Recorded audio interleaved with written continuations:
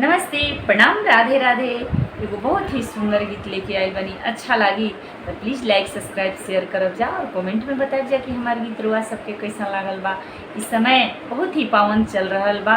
पितृपक्ष के सब अपना माता पिता के याद करता। आई जा एगो हम गीत लेके आइल बनी, सुनी जा और बताई जा कि कैसा लागल बा। बारह बरिस पर कुंभ लगले, सब कोई कुंभ जाला हो। ललना लगले तीर्थिया के साध कराव बेटा श्रवण हो।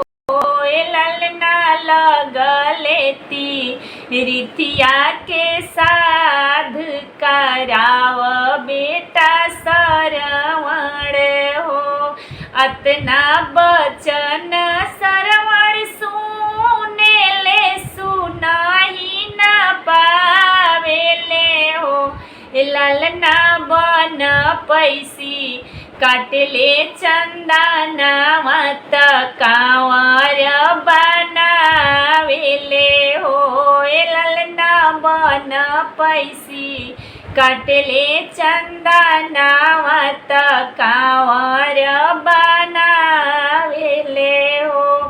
एक ओरिया बैठेले अंधा त एक ओरिया अंधिनु हो।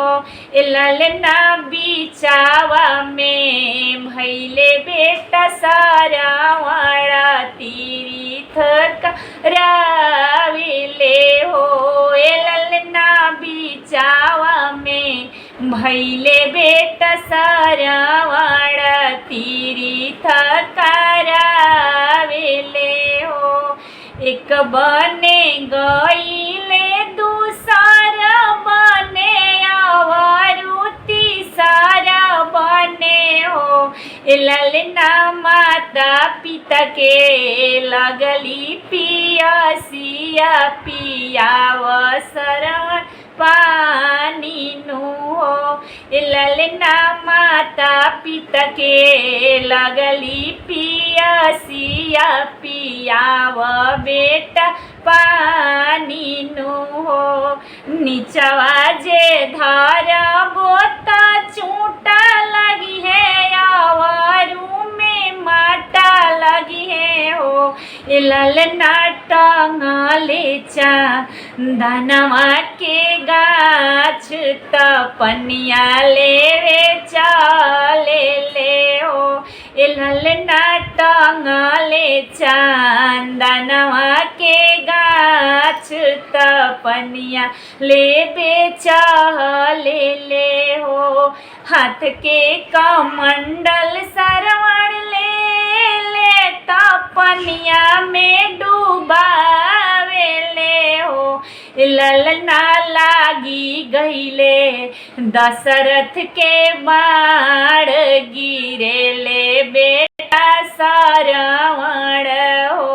ललना लागी गईले दशरथ के बाण गिरेले बेटा श्रवण हो। इका कैला ए दशरथ इका कैला अवरु में इका कैला हो। ए दशरथ माता पिता के लगली पियसिया पियाव दशरथ पानी नु हो। ललना माता पिता के लगली पियसिया पियाव दशरथ पानी नु हो। सोने के खरौआ राजा दशरथ अटर चटर करे हो। ललना चूटी के चल बेटा श्रवण श्रवण ना हवे हो। ललना चूटी के चल बेटा श्रवण श्रवण ना हवे हो। का कहिए माता बतिया कहत लाज लागेला। ए माता लागी गहिले हमरो जे बाण गिरेले बेटा सरवण हो। ए माता लागी गईले दशरथ के बाण गिरेले बेटा सरवण हो। मरल त ए दशरथ ठीके कैलायावा रूम में ठीके कैला हो। ए दशरथ जब राम जइहे बनवास तड़पी मरी जाई बनू हो। ए दशरथ जब राम जइहे बनवास तड़पी मरी जाई बनू हो। धन्यवाद।